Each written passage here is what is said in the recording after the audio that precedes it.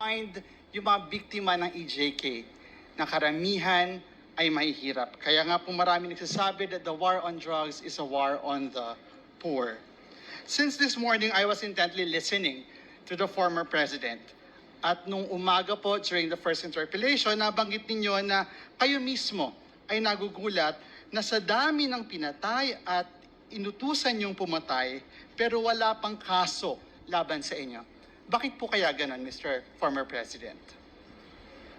Ewan ko, sir. Ikaw lang makasagot niyan. Marami pong salamat for responding, Mr. Former President. I'll now go to my questions, beginning with, earlier you have reiterated quite often that you will cooperate. Papayag po kayong maimbestiga at magpaimbestiga sa ICC. Is that right, Mr. President? Matagal ko na silang hinintay, sir. Ako nga ang lilipad na doon kung may pera lang. Sa totoo lang. Mr. Chair, Mr. Former President, the second question is, doon po sa investigasyon na ito sa ICC, papangalanan niyo po ba ang mga miyembro ng Davao Death Squad?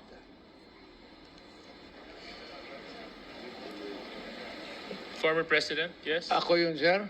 Yes. Your response? Can you turn the mic on, please? Thank you. DDS. Sila lang man nagawa ng Davao Death Squad.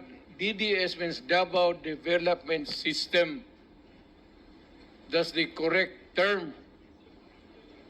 You are abusing the phrase to the detriment of my city. Wala na tuloy pumupunta doon. Still on the issue, Mr. Chair, willing po ba kayo na doon sa investigasyon na yon sa ICC na pangalanan ang mga biktima ng pagpatay sa Davao ng DDS, however you call it, simula nung kayo ay mayor hanggang sa kayo po ay maging presidente? Hindi ako gumagawa ng listahan, sir, kung sino ang namatay. You have to go to the register of what's it?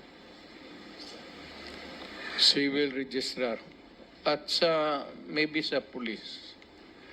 Huwag ho sa akin, hindi ako bookkeeper ng para sa namatay ng mga tao. Next question, Mr. Chair, Mr. Former President, willing po ba kayo na doon sa investigation na yon magsalita tungkol sa paggamit nyo sa PNP bilang inyong death squad through the reward system? Yes, I will answer questions about DDS, but I have never said that I am willing to admit the existence of DDS to kill people. In that investigation, Mr. Chair, Mr. Former President of the ICC, willing po ba kayong banggitin kung sino-sino ang nasa drug war at a drug war watch list ng Malacanang at ng police? Magalit pa ako, sir, kung hindi nila gamitin. Totoo lang. I would be totally disappointed kung hindi nila gamitin yung listahan kung nasaan yan. And the people that they think could shed a light to the extrajudicial